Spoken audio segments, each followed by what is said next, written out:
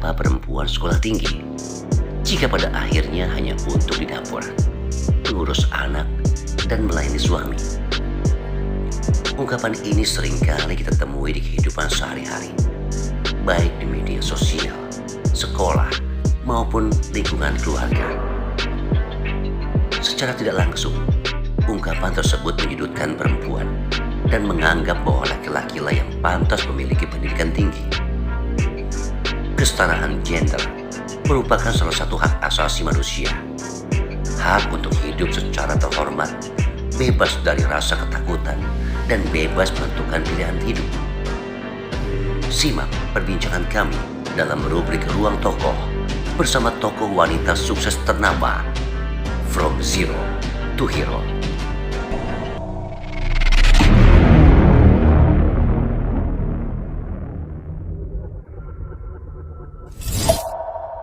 Ketemu lagi buat seluruh rekan-rekan Aksi Mania dan juga masyarakat Kota Karawang. Kali ini saya berada di suatu tempat yang mana tempat ini begitu indah, megah, dan kali ini saya akan mengupas dalam acara rubrik Ruang Tokoh, dan tokoh kita kali ini adalah seorang wanita hebat yang berasal dari Kota Karawang.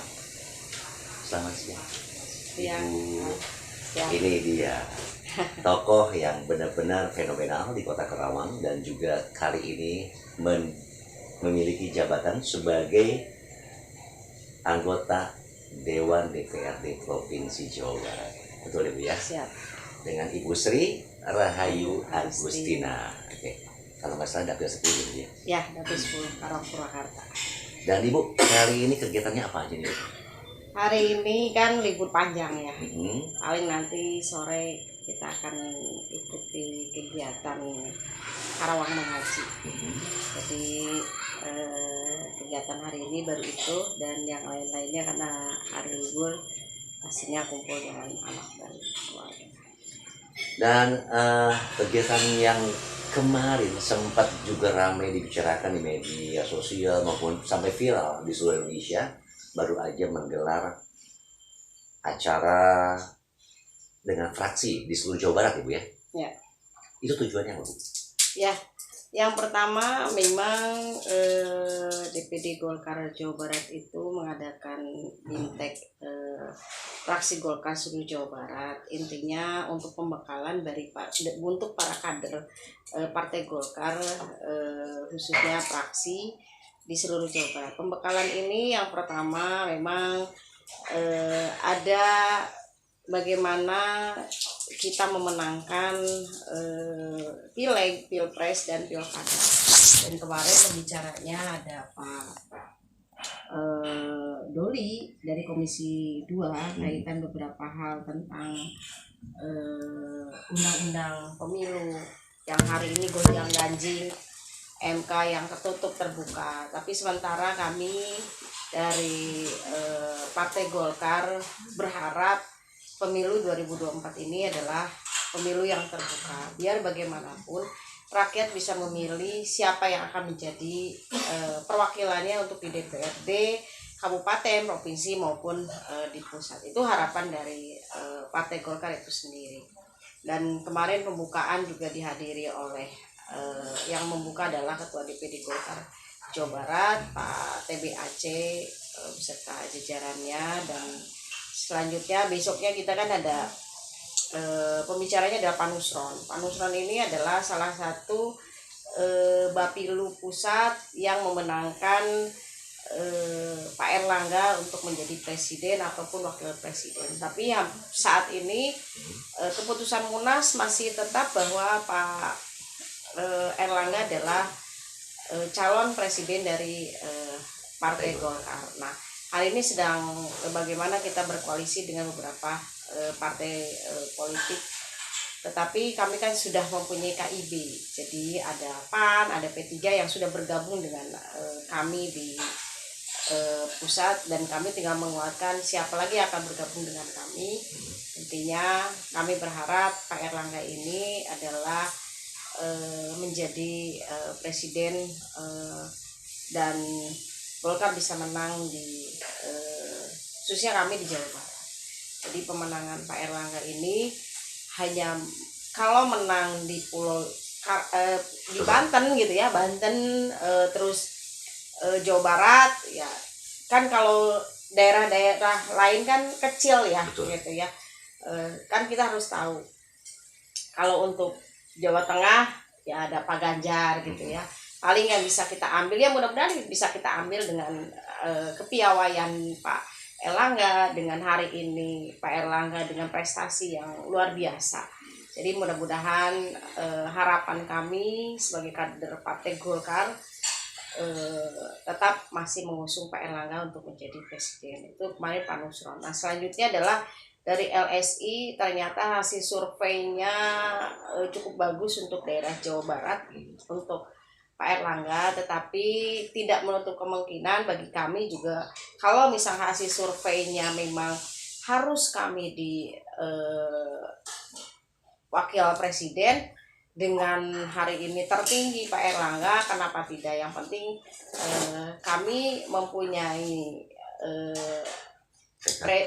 presiden atau wakil presiden untuk Indonesia lebih baik dipimpin oleh Partai Golkar.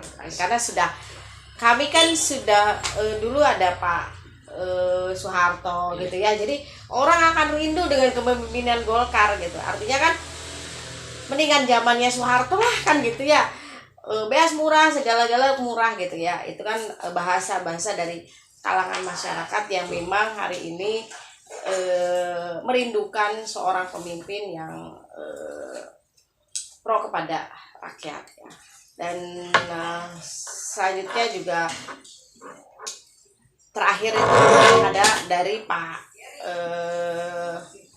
Ridwan Kamil. Kebetulan beliau adalah wakil ketua pemenangan pemilu di Bapilu Pusat. Jadi beliau juga kemarin lepas sebagai Pak Gubernurnya, beliau sebagai wakil ketua pemenangan Bapilu di pusat.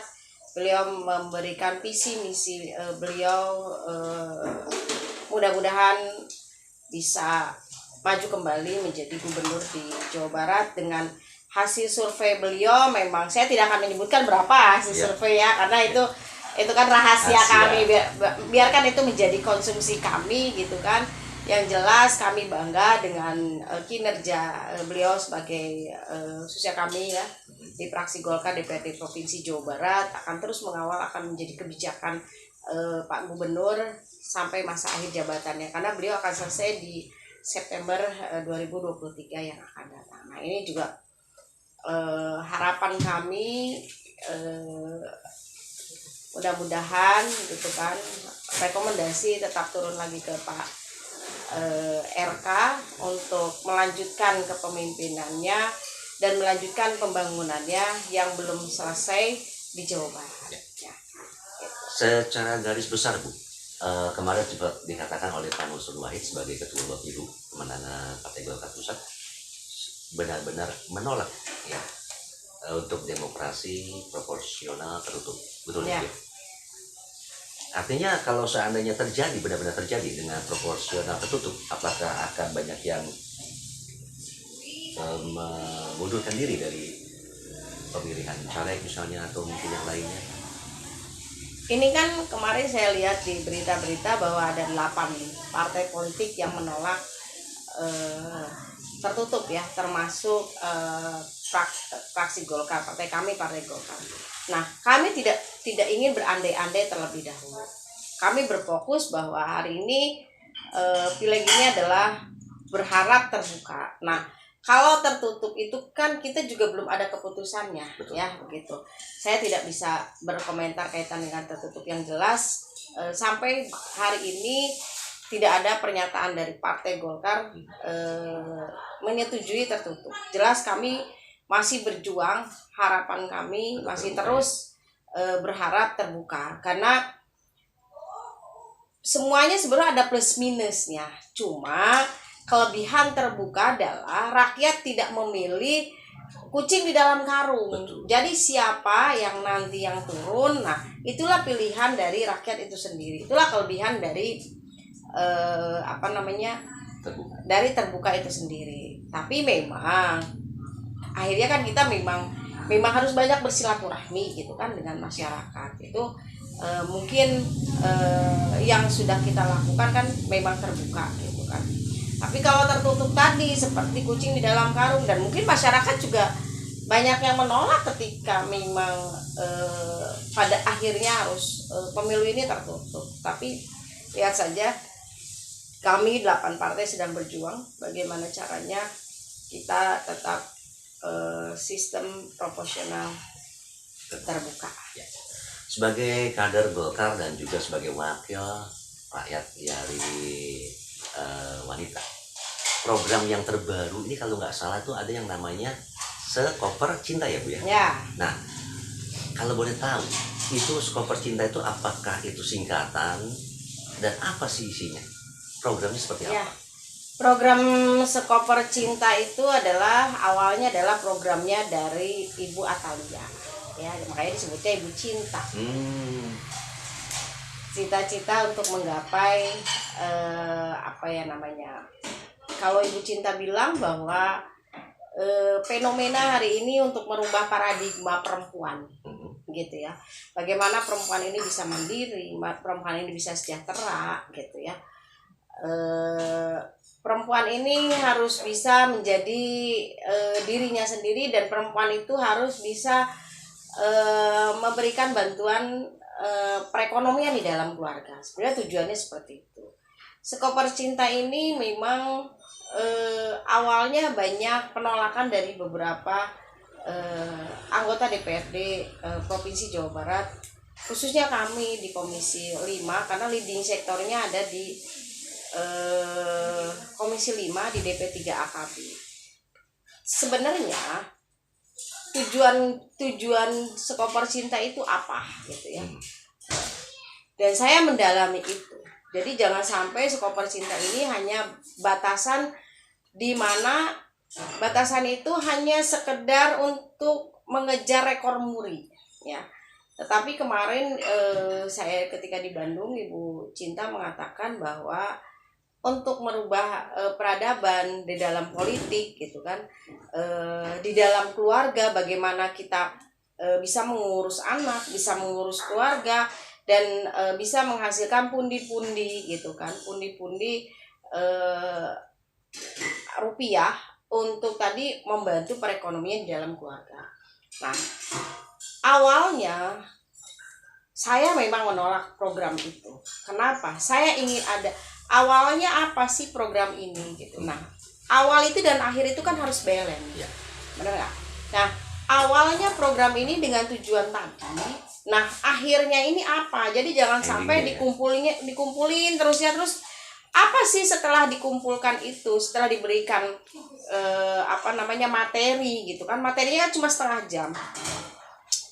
Kata yang alumni setengah jam. Nah, alumni yang dihadirkan itu adalah alumni yang 2022 yang sudah saya kritik habis-habisan. Kenapa saya mengkritik itu? Karena saya orang lapangan. Kami anggota dewan pastilah tahulah yang namanya keluh kesah yang perempuan yang ada khususnya di dapil saya ya. Tapi ketika saya membuka pembicaraan tentang perempuan, hampir semua kabupaten kota mempunyai permasalahan yang sama walaupun ada perbedaan. Karena perbedaannya adalah perbedaan dari kultur masing-masing kabupaten kota.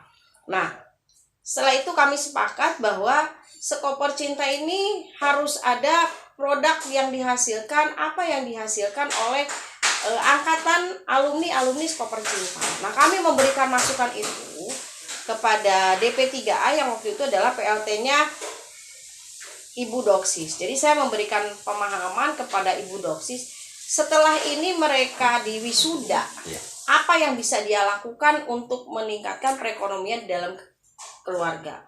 Setelah itu kan tujuannya adalah untuk menekan tingkat kekerasan terhadap perempuan. Nah, ketika kita bicara kekerasan terhadap perempuan, yang pertama adalah ekonomi. Tentu yang mendominasi adalah ekonomi. Ekonomi kenapa demikian? Karena ketika saya lihat di lapangan bahwa ekonomi ini sangat dominan. Perempuan ini terlalu mengandalkan apa yang menjadi kebutuhannya semua disuplai oleh suami. Nah, ketika pandemi kemarin banyak perceraian gitu ya. munculnya perceraian karena ekonomi dan yang lain sebagainya. Nah, ketika saya memberikan pemahaman kepada DP3A KB Provinsi Jawa Barat, berikan mereka pelatihan, mereka berikan pembekalan dan berikan permodalan. Untuk apa tujuannya? Nah, setelah mereka selesai, itu mereka menjadi perempuan yang mandiri, perempuan yang bisa menghasilkan uang. Contoh ketika mereka keluar rumah, itu pasti ada pertanyaan dari suaminya, mau kemana mah, mau kemana bu, mau kemana umi gitu kan ya, mau kemana bunda, oh saya ada program A, B, C. Terus nanti setelah pulang ditanya lagi sama suaminya, apa yang dihasilkan dari kamu kumpul-kumpul, jangan-jangan kamu ngomongin orang bla bla bla dan benar nggak? Betul. Gitu ya, pasti ada bahasa itu. Nah, itulah yang untuk merubah paradigma dan mindset dari perempuan itu sendiri. Nah, ketika mereka dikumpulkan, mereka harus berubah mindset dan pengetahuannya lebih lebih tinggi lagi gitu. Artinya ketika dia bergaul, dia banyak orang gitu kan, dan gadgetnya tidak untuk ngerumpi gitu ya, tapi gadget ini juga bisa menghasilkan uang. Dia tidak harus keluar rumah. Apa sih yang bisa dia lakukan gitu kan, dari hasil wawancara dia, oh dia diarahkan, oh ini sukanya masak, oh ini sukanya menjahit. Nah, maksud saya setelah mereka diberikan pelatihan, diberikan permodalan, ada nggak sih produk ini diambil oleh pemerintah Provinsi Jawa Barat untuk dijadikan oleh-oleh bahwa ini loh hasil dari alumni Sekoper Cinta. Nah, saya inginnya seperti itu. Kerjasama dengan apa? Dinas Koperasi dan UMKM, Desperindak, benar nggak? Terus dengan Kominfo, terus Dinas Tenaga Kerja, Dinas Pendidikan, ya. Terus saya ingin semuanya ada di situ. Kenapa? Mereka harus hadir, Pak, di tengah-tengah masyarakat itu. Dan ketika ada apapun, kita buka outlet. Nah, ketika kita buka outlet, ketika kita lebaran, nah saya ingin juga pemerintah Provinsi Jawa Barat itu menekan kepada kepala dinas, ya walaupun ya terserah lah ya caranya seperti apa. Jadi kamu kalau misalnya mau ngasih parcel gitu ya kepada saudara atau tokoh masyarakat dan yang lain sebagainya, ini loh produk yang UMKM ini. Nah, online-nya juga Kominfo juga berperan di sana. Bagaimana mereka berjualan, kan sistemnya ada online. Betul. Tidak mungkin kita door to door hari ini. Sudah sistem online. Jadi semua stakeholder itu harus ada di program yang namanya Sekoper Cinta kalau kita tujuan dan akhirnya balance dan sama gitu. Jadi saya menginginkan itu. Sebenarnya masukan saya kemarin ke Bu Cinta juga seperti itu. Jadi Bu, tolong nanti setelah ini, terus saya juga meminta alumni ini menjadi motivasi, jadi tutor. Kenapa? Karena contoh yang terbaik adalah alumni. Ya kan? Contoh yang terbaik adalah alumni. Kenapa demikian? Karena nanti, oh iya Pak, berikan istri itu kepercayaan. Kadang kan istri tidak boleh keluar rumah gitu ya. Tapi ketika ada contoh tuh Pak, si A lulusan Sekoper Cinta, jadi dia punya penghasilan, punya wawasan dan yang lain-lain secara politik dia pintar gitu. Pada akhirnya dia pintar dan artinya gini. Nah, ketika di desa yang tadinya dia tidak berani untuk menyuarakan tentang perempuan, ketika dia sudah belajar di Sekoper Cinta, akhirnya dia bisa menyuarakan tentang perempuan. Ini loh Pak, programnya Pak. Posyandu itu harus begini. Caranya begini. Kan itu kan salah satu dari program yang memang sedang kita lakukan di Sekoper Cinta. Artinya kesetaraan gender itu sudah merata sampai tingkatan desa.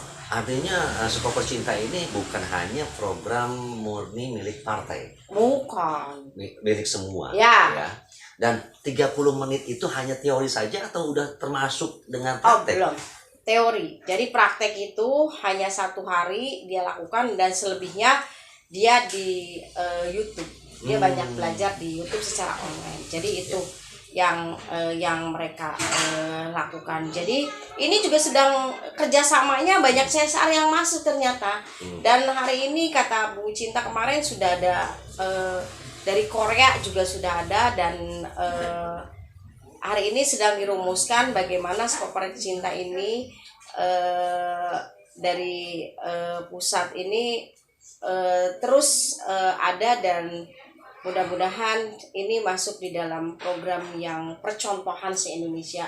untuk Jawa Barat. Kalau saya baca itu ada sekitar 67 Ya, ribuan ya, sudah masuk. 67.000 Ya. angkatan yang sudah dikeluarkan oleh alumni Skoper Cinta. Tapi tadi kalau sebelum kami kritik mungkin gitu ya tidak ada apa ya namanya untuk menambah vokasi ya. Vokasi itu baru.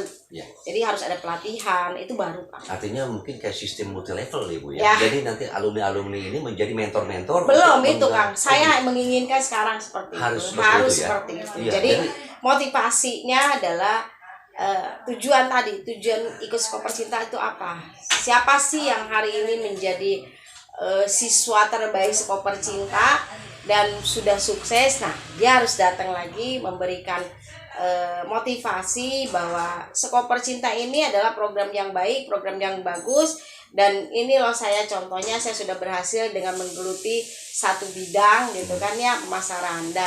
Dan kemarin TSNI itu terkendala kaitan dengan apa ya namanya permodalan. Ternyata Provinsi Jawa Barat sudah ada satu program yang namanya kredit mesra yang ada di Bank Jabar tanpa agunan ya. Tanpa agunan itu yang pertama, yang keduanya berkelompok 5 orang, yang ketiganya harus ada persetujuan kalau beragama Muslim, Islam itu ada surat dari DKM bahwa dia adalah apa ya namanya jemaah DKM. Kalau misalnya Kristen ya itu dari gereja ya, dan yang lainnya sama gitu. Jadi itu untuk peradaban bahwa Jawa Barat tidak membedakan suku, bangsa, dan agama, bahwa kita bersatu, bahwa Jawa Barat tujuannya adalah satu, ingin mensejahterakan masyarakat yang ada di Jawa Barat. Itu tujuan Pak Gubernur kemarin, dan Pak Ibu Atalia juga sudah ada di Motekar gitu ya, permodalan dan yang lain sebagainya. Itu sudah ada program-program yang dilakukan oleh Provinsi Jawa Barat. Berapa tuh Bu, angka yang bisa didapatkan oleh mereka yang per kelompoknya 5 orang itu? Nah, kalau kata Pak Gubernur itu satu orang tuh 5 juta. Jadi kalau misalnya 5 orang dapatnya 25 juta. Nah, kan lumayan ya gitu. Jadi kalau misalnya mau bikin kue gitu sampai tadi, tapi tetap pemerintah itu harus hadir. Jadi tidak dibina dilepas gitu. Jangan, Tapi dibina, setelah dibina itu ada di maintain ya. nah gitu, terus dia sampai sukses ya kan, dibimbing. Nah setelah sukses dia menjadi seorang yang mandiri. Nah itu kan bisa menjadikan motivasi. Ternyata Skoper Cinta ini benar-benar memang bermanfaat bagi masyarakat dan menghasilkan siswinya yang luar biasa dan bisa mandiri, bisa menekan tingkat kekerasan, bagaimana perempuan ini bisa menjadi perempuan yang hebat, dari rumah tangga bisa menjadi pengusaha dan bisa menciptakan lapangan kerja. Itu yang terpenting bagi Skoper Cinta itu awalnya berdiri atau dibuat itu sejak kapan Bu? Sudah berapa lama nih? Semenjak Ibu Cinta menjabat 2019 ya. 2019, artinya Ya, sampai dengan saat ini udah 4 tahun ya. Sudah 4 tahun. Dengan 67.000 Ya. itu sudah menjangkau daerah hanya di Jawa Barat, di Bandung saja atau Enggak, di sudah seluruh Jawa Barat. Jadi di Kerawang pun ada. sudah ada di Kerawang? Sudah ada di Kerawang juga. Di Kerawang itu bagi P2 mereka. WKSS biasanya itu. Oh, Programnya dari iya. P2 WKSS. Jadi untuk mereka yang mau mendaftar, yang mau bergabung, syaratnya apa seperti itu? Itu kan di desa. Hmm. Ya, jadi misalnya gini, satu desa ada satu program, misalnya desa A, misalnya desa Tegalwaru misalnya. Nah, programnya Skoper Cinta. Nah, sekarang kata Bu Cinta, malah sekarang desa-desa ini yang meminta, Bu, adakan Skoper Cinta di desa. Ya, itu yang sudah terjadi adalah di Sumedang. Jadi Sumedang itu beberapa desa sudah meminta kepada PKK mungkin ya, karena Bu Cinta adalah ketua PKK, karena memang pergerakannya dari PKK Untuk turun, memberikan masukan, ya, memberikan pencerahan, materi edukasi, juga banyak tutor-tutornya dari ibu-ibu tim penggerak PKK yang memang gitu ya berpotensi gitu ya tidak asal-asalan sih. Jadi memang ada kurikulumnya juga. gitu. Jadi ada kurikulum bagaimana tadi cara mensejahterakan keluarganya, bagaimana cara mendidik anak, bagaimana seorang istri ketika ada di keluarganya, bagaimana seorang ibu ketika ada di keluarganya. Jadi semua pelatihan itu diajarkan semuanya. Artinya ibu juga pernah menjadi seorang mentor atau menjadi seorang narasumber di Karawang mengenai Suka Cinta, udah pernah? Kalau saya belum pernah, tapi kalau saya hadir itu di agenda P2WKSS. Nah, di P2WKSS saya memberikan materi. Di sana juga banyak kader-kader, tutor-tutor yang hadir. Nah, itulah saya di sana memberikan pemahaman bagaimana gender, bagaimana perempuan. Kadang-kadang kan kalau perempuan yang sudah berlevel lebih tinggi dari suaminya itu kan akan lebih berbeda. Betul. Kan gitu ya. Nah, tapi kan kita harus kembali lagi bahwa cerita apapun, setinggi apapun yang namanya perempuan harus kembali lagi Tetap ya, ibu rumah menjadi tangga. seorang ibu bagi anaknya, seorang istri bagi suaminya, seorang sahabat, seorang kekasih bagi suaminya. Nah, Itu. kalau ngomongin masalah itu, sekarang ibu sendiri dipilih lagi menjadi ketua Soksi. Gimana nih Bu? Cara mengatur jadwalnya, ritmenya atau apanya segala macam kira-kira gimana? Sebetulnya awalnya itu kan Masalah ini sebagai contoh wanita sukses ya di Kota Karawang. almarhum Bapak ya menjadi ketua Soksi. Nah, setelah itu karena saya menjadi anggota DPRD Kabupaten Karawang waktu itu, kata Bapak ya sudahlah dipegang saja sama saya. Nah, ketika saya dulu menjabat sebagai ketua Soksi masih di Karawang gitu kan ya, kami karena mohon maaf eksodus ya DPD Golkar, akhirnya saya menjadi ketua Soksi dan saya sudah punya kaki di 30 kecamatan dan mungkin kalau kita cek bisa sudah ada di 309 desa dan kelurahan yang ada di kabupaten. Berapa tuh jumlahnya anggota Soksi di Karawang? Kurang lebih bocorannya gitu. Kemarin aja yang hadir 750 kan? Wow. Itu yang hadir saja, itu kader Sri Rahayu ya. Saya mengundang 400 loh kan. Ya. Saya luar biasa. Saya mengundang 400 dari pengurus 150. Terus kader Sri Rahayu itu cuma apa ya, yang nggak semua ya. Jadi ada beberapa kecamatan yang saya ambil itu cuma di angka 250 sebetulnya. Tapi ajudan saya bilang bahwa yang hadir kurang lebih 750, sampai Ibu Bupati pun sampai Sri ini yang hadir berapa? Saya ngundang 400 tapi yang hadir 750. Terus kader saya bilang banyak yang mau ikut. Saya bilang gitu. Saya saya bersyukur lah ya. Jadi ketika orang tidak memperhitungkan saya bahwa saya sudah tidak ada bapak dengan ya bla bla bla bla ya, saya tidak akan membahas orang yang ngapain saya membahas orang yang sudah tidak suka dengan saya.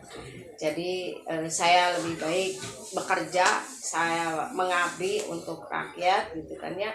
Dan ketika saya terpilih kembali menjadi ketua Soksi itu juga kan atas dukungan dari kepercayaan dari teman-teman saya gitu kan yang ada di kecamatan-kecamatan dan tentunya dari sayap Baladika, Wirakarya, Pokosmaker dan KWSI. Nah, mereka masih mungkin menginginkan saya untuk menjadi ketua Soksi kembali. Yang kedua ya Bu ya? Yang kedua, jadi memang kalau Soksi itu tidak ada batasannya ya gitu ya. Ya selagi kita mampu, selagi kita dipercaya gitu kan, kenapa tidak? Tapi kita juga ingin mencetak generasi baru karena Soksi sekarang itu pini sepuh kita masukkan, terus yang muda kita masukkan seperti Baladika, Wirakarya gitu ya. Terus terus Pokosmaker. Nah, itu grupnya adalah grup milenial. Jadi saya kalau Soksi ini kan ini sepuh ya gitu ya. Nah, ini kita biar balance. Jadi Soksi dengan KWSI ini campur. KWSI juga ada milenial gitu ya, ada yang sepuh-sepuh. Jadi buat saya inilah Soksi yang perubahan, kalau saya bilangnya adalah Soksi yang perubahan, karena kita juga mengambil ada sahabat-sahabat kita yang tokoh-tokoh masyarakat yang memang gitu kan ya, yang sudah tidak bergabung dengan Golkar, kita masukkan lagi di Soksi, karena cerita apapun Soksi ini adalah pendiri dari Partai Golkar. Nah itu yang saya kaget tuh ya tadi Kang, dari 400 yang ada 750 gitu ya. Saya sampai ya disyukuri lah ya, berarti ya memang yang dikatakan orang itu terjawab sudah. Saya tidak harus bercerita, tidak harus berbicara tentang apapun. Bukti gitu ya. nyata ya. Bukti saya dengan kerja saya, ini loh saya gitu ya. Saya ngapain juga cerita-cerita ke orang gitu ya, untuk bahwa pembelaan diri kan juga sudah tidak zamannya. Hari ini kan rakyat ingin ada pembuktian gitu ya, bukan cerita orang, karangan cerita. Saya tidak suka bercerita, tidak suka saya lebih banyak hari ini ketika memang sudah tidak ada siapa-siapa, artinya sudah tidak ada bapak, ya saya bekerja saja. Paling saya sharing dengan anak saya yang paling besar tuh sudah bisa diajak sudah bisa diajak sharing, artinya mah ini harus begini gitu. Jadi ya memang, tapi saya cuma suka bilang sama dia, tapi mama tuh diajarin sama ayah tuh begini. Jadi mama tuh masih nurut apa yang menjadi Saran, ya ketua. ayah aja yang mama ikutin gitu. Yang penting kan kita tidak keluar dari koridor apa yang sudah menjadi aturan yang ada. Oke. Ini panjang lebar ya kalau kita mau lanjut ya, tapi nggak akan habis dalam satu hari, dan kayaknya waktu untuk saat ini kita cukupkan sampai sini. Terima kasih buat Ibu Ya, yang terima sudah kasih. menyempatkan waktu untuk bergabung bersama kami dalam acara rubrik Ruang Tokoh. Mudah-mudahan sukses selalu buat Ibu. Amin, Dan terima amin. kasih juga buat waktu dan kesempatan yang diberikan kepada kami semua di sini. Buat rekan-rekan sekalian, jangan lupa like, komen, dan subscribe channel ini, dan share sebanyak-banyaknya untuk video ini kepada rekan-rekan di seluruh kota Kerawang dan sekitarnya. Terima kasih, sampai jumpa, dan Assalamualaikum warahmatullahi wabarakatuh. Assalamualaikum warahmatullahi wabarakatuh. Radio siaran sosial dan niaga, akrab di telinga, dekat di hati.